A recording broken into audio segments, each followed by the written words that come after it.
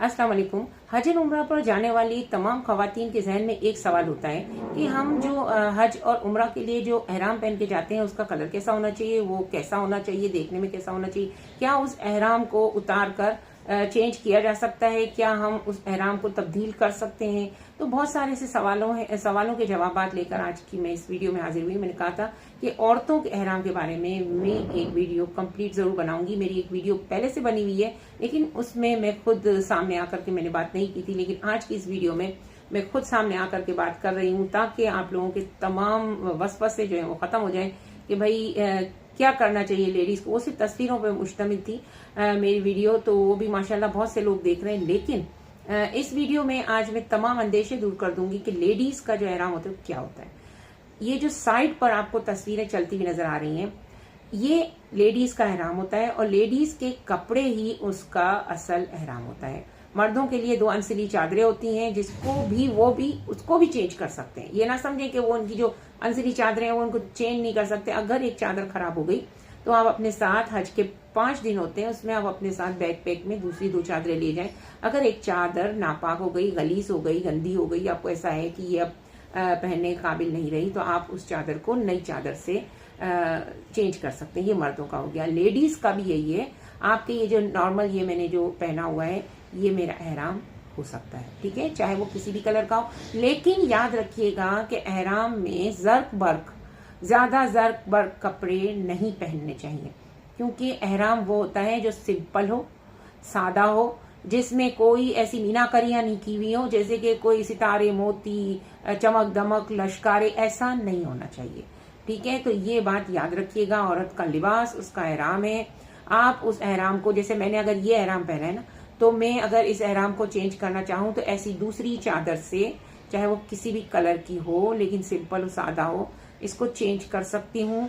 अपने रूम में जाकर, अपने खैमे में जाकर, जहाँ पर सिर्फ लेडीज हो, आप अपने सर पे जो चादर है उसके नीचे एक मिसर होता है। खवातीन के जहन में ये बात भी है कि जो अंदर जो टोपी होती है ना वो उनका एहराम है। तो नहीं जी, वो भी उनका एहराम नहीं है। एहराम उनके कंप्लीट कपड़े होते हैं, चाहे वो कमीज शलवार हो, चाहे वो मेक्सी हो, चाहे वो अबाया हो, चाहे वो ये चादर हो, चाहे इसके अंदर का मिसर हो, तमाम चीजें एहराम है। आप उन तमाम चीजों को जरूरत पड़ने पर, अगर आपको ऐसा लगे कि ये जरूरत पड़ गई हमें चेंज करने की, तो किसी एक चीज को भी चेंज किया जा सकता है। सिर्फ इसको चेंज कर लें, सिर्फ कमीज शलवार को चेंज कर लें। आपको चेंज करना है तो आप बुर्का चेंज कर लें। आपको चेंज करना है तो इसके अंदर की पहनी हुई जो छोटी टोपी होती है, जो जिसकी वजह सिर्फ यही होती है कि वो आपके बालों को टूटने ना दे, क्योंकि हम ये सब चीजें चेंज करेंगे लेकिन जो टोपी है ना उसे बार बार उतारेंगे ना, तो क्या होगा कि बाल के टूटने का खतरा होता है। और बाल ना टूटे और मजीद यहाँ से अगर वो टोपी, ये चादर थोड़ी सी ऊंची हो जाए और वो टोपी हो, तो ताकि वो बाल ना दिखे, सिर्फ इसी मकसद के लिए वो अंदर की टोपी लेडीज को पहननी चाहिए, ठीक है। तो आपको ये बात तो समझ में आ गई होगी कि किसी भी वक्त आपको जरूरत पड़े, चाहे आप उम्रे में हो, चाहे आप हज पर गए हुए हो, आपको एहराम चेंज करना है तो खवातीन और मर्द हजरात दोनों ही चेंज कर सकते हैं। और एहराम की बहुत सारी ऐसी पाबंदियां भी हैं जिनके ऊपर बहुत सारी बुक्स में भी लिखा हुआ है। आप किसी उलमा से भी पूछ सकते हैं कि खुशबू नहीं लगानी चाहिए, इसके साथ साथ इसमें आपके बाल वगैरह नहीं टूटने चाहिए, और आपके जिस्म पे अगर कहीं खारिश भी हो तो आप हल्के हाथ से सहलाएं, लेकिन वहां पर ज्यादा नाखूनों से आप खुरच कर खारिश ना करें। और इसके अलावा आप जू ना मारें, मच्छर ना मारें, किसी जमीन की किसी चीज को उठाकर तंग ना करें, हत्ता के पौधों के पत्ते या पेड़ों के पत्ते जो होते हैं ना वो भी आप ना तोड़ें। ये एहराम की पाबंदियों में शामिल है। और साथ साथ ये बात भी याद रखिए कि किसी को शर ना पहुंचाएं, यानी कि वैसे भी किसी को शर नहीं पहुंचाना चाहिए। शर पहुंचाने का मतलब किसी को तंग ना करें, किसी को बिला वजह परेशान ना करें और वजह से भी परेशान ना करें, यानी किसी को तंग करें ही ना, ठीक है। ये सारी चीजें एहराम की पाबंदियों में शामिल है। तो आप किसी को नुकसान पहुंचाने में बहुत सारी चीजें आ जाती है। लोग व्हील चेयर ऐसे चलाते ना कि आगे वाले को इतना लगता है। यकीन करें, मैं जब हज पर गई थी ना तो मुझे इतनी व्हील चेयर्स लगी थी कि मेरे पैरों के जो पीछे का हिस्सा होता है, एड़ी के ऊपर का हिस्सा, वो पूरा छिल गया था। तो यकीन करें, ये हज पर जाने वाले, उम्रे पे जाने वाले इतना तंग करते हैं, वो आगे जाकर देखते नहीं है कि हमारी जो व्हील चेयर हम चला रहे हैं वो अंधाधुंध चला रहे हैं, वो किसको कैसे लग रही है, किसको कौन सी तकलीफ हो रही है। यकीन करें, मेरा तो चलना मुश्किल हो गया था। व्हील चेयरों ने मार मार के मेरा चलना मुश्किल कर दिया था। तो ये सिर्फ मुझे ही नहीं लग रही थी, ये सबको लग रही थी और हर कोई परेशान हो रहा था, किसी के दिल से क्या निकले, किसी के दिल से क्या निकले।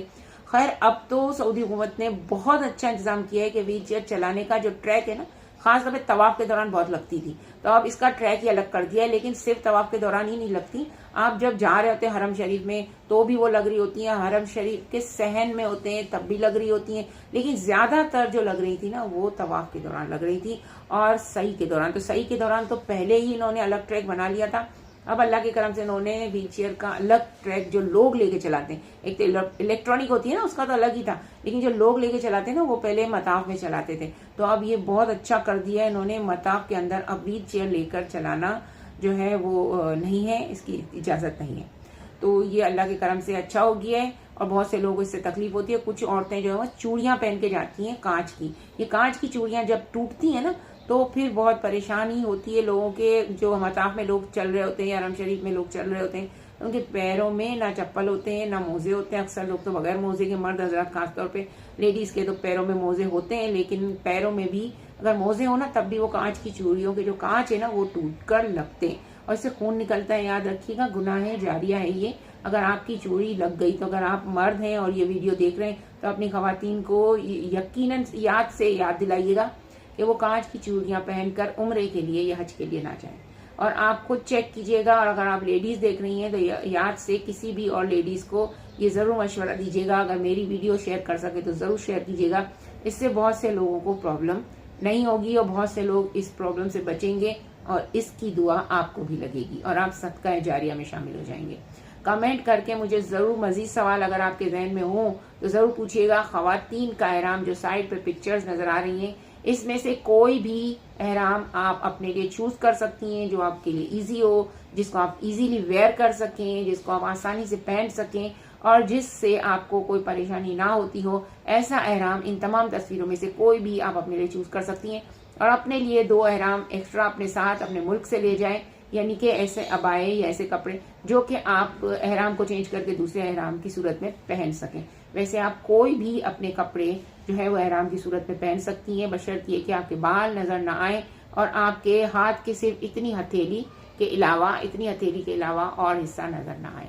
चेहरा और हथेली और पाँव के पंजे नजर आना जो है वो कोई मसला नहीं है, लेकिन अगर इससे ज्यादा आपकी बॉडी या आपका कोई भी हिस्सा नजर आया या झलका या इसको शेप देने के लिए जैसे टाइट बुर्के जो लोग पहनते हैं, ऐसी टाइट्स पहनती हैं औरतें, तो ऐसी अहमकाना हरकत खास तौर पे उम्रे और हज के लिए जाते हुए ना किया करें।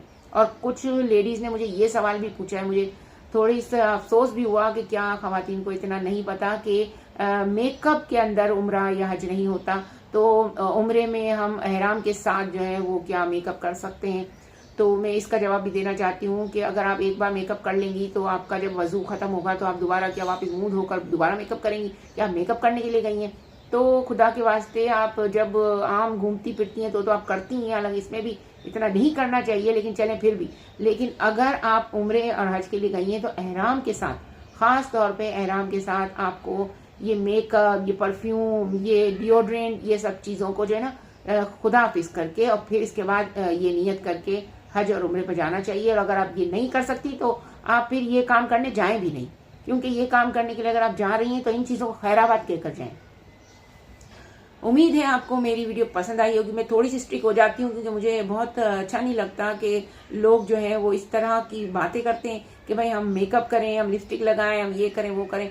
आप अगर जो स्किन आपकी ड्राई हो रही है ना, तो इसके लिए आपको एक मैं तरीका बताती हूँ कि उस स्किन ड्राई होने के लिए आप थोड़े दिन पहले से, जब एहराम पहने इससे पहले से आप अपनी स्किन को मॉइस्चराइज करना शुरू कर दें, ताकि जब स्किन मॉइस्चराइज हो जाए तो फिर इन 3-4 दिनों में अगर स्किन थोड़ी ड्राई भी होगी ना तो कोई मसला नहीं है। तो आप फिर इन एहराम के दिनों में कोई मॉइस्चराइजर भी ना लगाएं।